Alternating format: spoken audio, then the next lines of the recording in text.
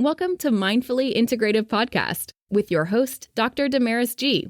Mindfully Integrative is a podcast discussing ways toward mindfully incorporating integrative health into our lives. This podcast will have informative resources, fun topics, interviews, and discussions relatable for today with a true mindful perspective in a mind-body, holistic life approach.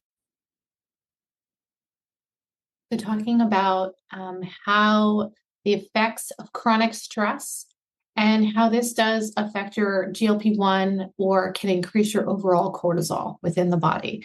We're talking about GLP medications or GLP stressors, the normal hormone that is produced within the body. And how does it affect that? I mean, chronic stress affects all of the body in many ways and can be very detrimental to your health in general. Can cause heart attacks, can create more inflammation, which then can cause more disease. So long term, it's, something that needs to be addressed. But in this situation, we're trying to find out, why is it a consistent problem? So chronic stress is prolonged and consistent stress that your body faces. It's an extended period of time that is ongoing due to life pressures, work, relationship, financial worries, health issues. And over time, your body is activating that fight or flight. So think of it like the fight or flight response when you are in that adrenaline, high adrenaline state. You're not worrying about resting and digesting and taking care of metabolism and that part of your body. Unfortunately, it's wanting to make sure you don't die, make sure that your heart and lungs are working. But when it's a perceived threat and it's not actually a threat, long-term chronic stress can cause problems on the body. There's also allostatic stress that can accumulate for someone. That's accumulative, meaning increased amounts or over abundance of wear and tear on the body, resulting in that chronic exposure. So you have chronic stress, and then you have this possibility of long-term continuous stressors, and it just adapts into your body's becomes accustomed to that stressors. And granted, you may not think it's a big deal initially, but in turn, it ends up making major complications of metabolic health issues, immune deficiencies, mental health problems, and it will affect the way you are like long term. So if you don't kind of fix that cycle or observe and become more self-aware of when this is happening, that's chronic stress can seriously have a major detriment to you.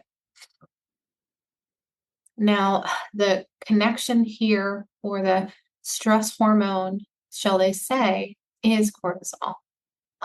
It's not the only one, but it is produced in the adrenal glands. And short term, it's supposed to be there for good reason. Stress is not all bad. It's just like anything else in the body. It's not all bad, but it's about when it's not in balance, it's not optimal, and the levels are irregular, and you're not at a homeostatic state, then that's when we have a problem. And so that elevated or de-elevated or a low cortisol can cause problems with them in the body, and sustained over time impacts the health. So that's where that allostatic and chronic stress come about. And, you're looking at long-term things that will affect. So you may have the diabetes and obesity and heart disease, but then you add in additional stressors that actually will impair your immune system and then put you in turn of having such high fight or flight response or inflammatory responses, then it will put you in more risk, more health risks, and higher chances of mortality and morbidity issues. So why is GLP-1 and its importance derived from this? So think of it because it's derived in the gut. It's essential for managing your appetite. It stabilizes your sugar. It enhances your insulin secretion. When you're influenced by being full. So the main thing is changes is that the GLP-1 is managed by metabolic efficiency. It helps with the overall cardiovascular health, but it's prevented if we don't have the proper regulation within the body. And then more disorders come out, mostly diabetes and obesity. And the cortisol levels over time from the chronic stress directly affect the gut-brain axis and disrupts that GLP-1 secretion from the L cells in the small intestines. It disrupts that, and the studies have shown that high cortisol decreases the GLP-1 production. So you'll hear a lot of individuals and women will say, I have all this extra, like 10 pounds sitting on my belly. And, that is usually impaired by the cortisol weight. That's that belly weight that you haven't given yourself some time to reset. And because you're not lowering that cortisol levels, and it's so important. And the only way to do that is because what it does there first is that it's impairing your appetite problems. It's not increasing, it's making you want to eat more. Your intake is higher. You have more inflammatory problems. You have more insulin resistance. And due to that dysregulation of the gut microbiota, the composition will reduce GLP production. And then again, will in turn disrupt and have metabolic dysfunction or metabolic disruption. So that is where, that is coming about. And, the studies have shown like psychoneuroendocrinology. So your mental individuals with prolonged stress lowers their GLP-1, which is also correlated to what you eat, is also correlated to your body index, is also correlated to overall stress. And when you have this long-term, these markers and your health, your metabolic dysfunction comes about. Now, the goal of me to at least help you along the way is finding out these patterns, understanding ways to break the patterns and breaking the cycle. As an individual with my own life stressors and health and PTSD and such, I had to learn to break the cycles on a regular basis and find ways to normalize my own health and my weight, as well as the GLP-1. Now, major ways to do this, and this is helpful for many things, not just for increasing GLP-1, but for your overall health. There's mindfulness. I call this mindfully integrated for a reason.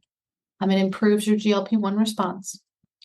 Regular physical activity that can range from anything from walking to movement to more exercise, strength training. Sleep's always optimal in many reasons, and I'll talk about this all the time. So life medicine will always be paramount. 7 to 9 hours of sleep, quality. That's really what it comes down to build up that metabolic function so that your body is able to metabolize without the stressors and rest and digest, and nutritional support. So what you put in your body will have a direct effect. More fiber, more fats, more probiotics, improve your gut health. It's about what you're putting in your body. It will have a direct effect on how you feel. I'll put in references on this in the notes, and see you soon. Talk to you later. Thank you for listening to the Mindfully Integrative Show with Dr. Damaris Maria Grossman, family nurse practitioner. This podcast is for informational and educational purposes only and is not to substitute for professional medical advice, diagnose, or treat. Always consult your healthcare provider before making changes to your healthcare routine. Make sure to subscribe so you don't miss an episode. If you enjoyed our show, please support us by leaving a mindful review on Apple Podcasts or your favorite streaming platform. Interested in being a guest or more information? Email us at info@mindfullyintegrative.com. For resources mentioned in the show, visit our website at www.mindfullyintegrative.com. You can also connect mindfully with Dr. Damaris on her social media links found on the site. May your strength and peace guide you to find a mindful way every day. Namaste.